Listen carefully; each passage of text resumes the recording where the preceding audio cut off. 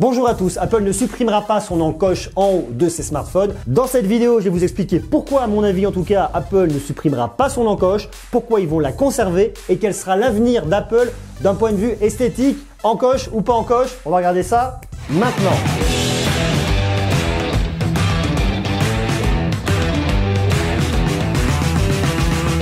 Effectivement, avec l'iPhone 10, Apple a fait beaucoup parler de lui. Il y a des gens qui aiment beaucoup cette encoche, qui trouvent ça intéressant, c'est la patte, c'est une patte, il y a un certain charme. Il y en a d'autres au contraire qui le détestent, qui disent mais cette encoche on la voit de partout, elle est dégueulasse. Je n'en peux plus de cette encoche. Alors effectivement, il y a les pour, il y a les contre. En tout cas, ce qui est sûr, c'est que cette encoche, elle a fait des petits, qu'on la retrouve dans de plus en plus de modèles, sur des modèles Android notamment. Donc voilà, donc effectivement, cette encoche, aujourd'hui, qu'on l'aime ou qu'on ne l'aime pas, on est un petit peu obligé de la subir. Il y a effectivement des constructeurs comme Samsung, comme HTC qui ne la mettent pas, qui ne la mettront a priori pas. Il y en a d'autres qui s'y sont convertis.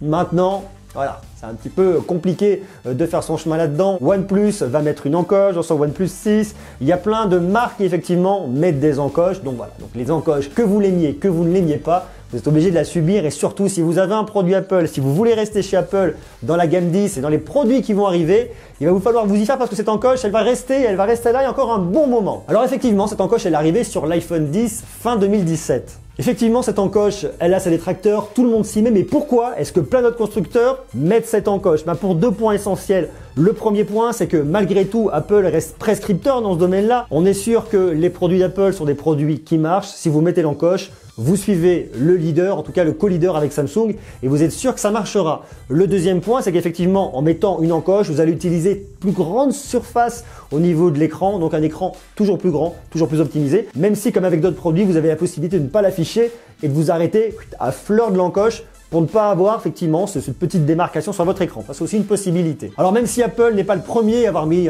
ce notch, cette encoche sur son smartphone, il en est néanmoins le porte-flambeau, donc c'est lui en tout cas qui aujourd'hui fait référence dans ce domaine-là. Alors je sais, vous inquiétez pas, je lis tous vos commentaires et j'ai bien vu et je suis d'accord avec vous. Apple n'est pas celui qui a créé l'encoche, mais en tout cas, c'est eux vraiment qui l'ont démocratisé au niveau du grand public. En tout cas, ce qui est sûr, c'est qu'Apple, pour l'instant, n'est pas prêt d'enlever cette encoche. Ils vont la garder pour pouvoir intégrer leur caméra TrueDepth et profiter d'un plus grand écran. Parce que le notch confère une patte, une vraie marque de fabrique à sa gamme 10 et aux modèles qui vont arriver par la suite. Et en 2018, ça devrait toujours être le cas. Revenir en arrière, ça serait désastreux pour Apple, ça serait désavouer leurs produits, leurs choix stratégiques, dire que l'iPhone 10 n'était pas l'avenir, le modèle du futur, le smartphone du futur. Donc, il est très clair qu'Apple ne peut pas revenir en arrière sans risquer de se désavouer. De plus, iOS 11 et probablement iOS 12 ont été conçus autour de cette encoche pour l'iPhone 10 et pour les produits à venir. Donc si on veut revenir en arrière, il va falloir déjà, d'un point de vue matériel, travailler un autre design.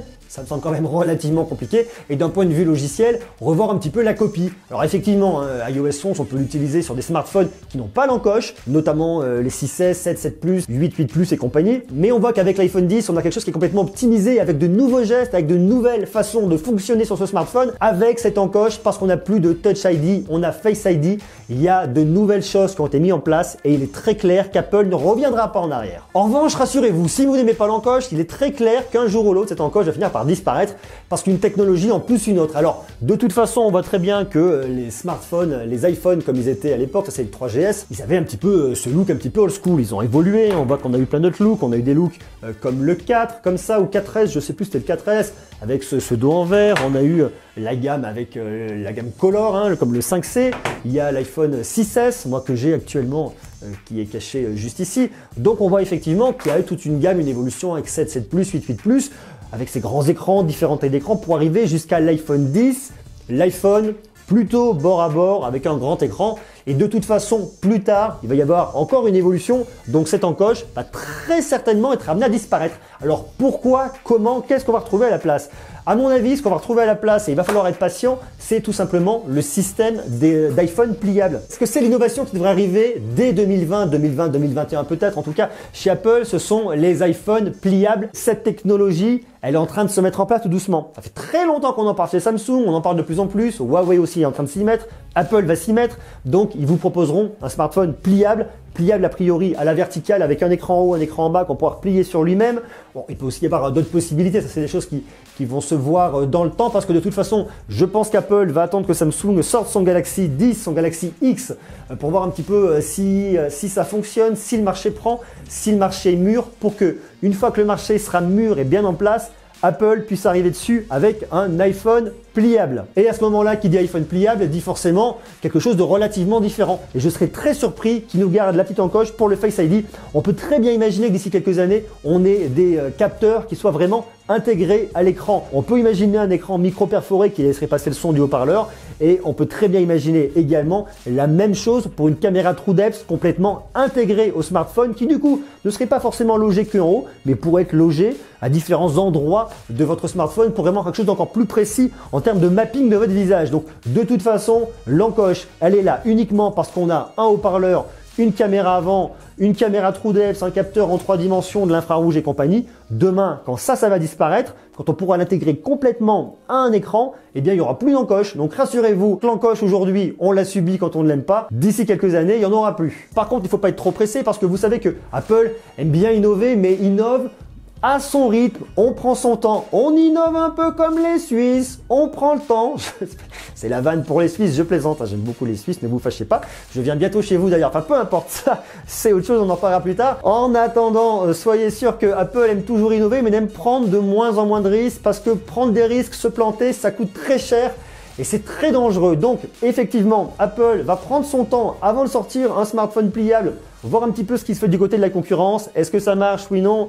Est-ce que tout le monde est convaincu? Oui, non. Voilà, donc ils le sortiront. L'encoche disparaîtra, mais il faut un petit peu de patience. D'ici là, l'encoche, on va encore se la taper si on ne l'aime pas pendant quelques années.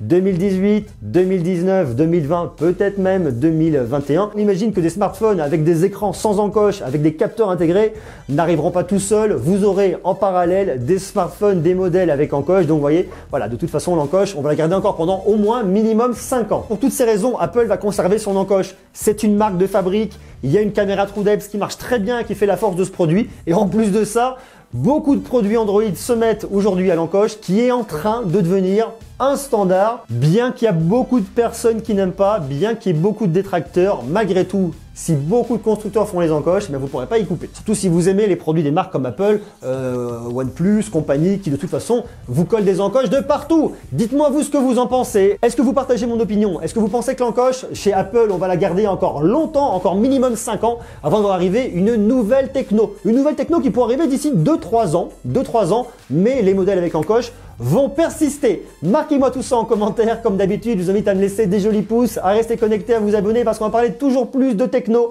parler de nouveaux produits, parler de technologie en elle-même, parler même de, je vous dis, de robotique, de technologie française, de voir un petit peu ce que la France a dans le ventre d'un point de vue technologique. Votre vie numérique, voilà, il y a plein de choses super intéressantes et plein de surprises qui vont arriver. Donc restez connectés, je vais vous laisser des jolis pouces, à me faire des gros bisous parce que moi je vous fais aussi des gros bisous. Je vous dis à très bientôt. D'ici là, soyez sages, portez-vous bien et à très bientôt. Ciao!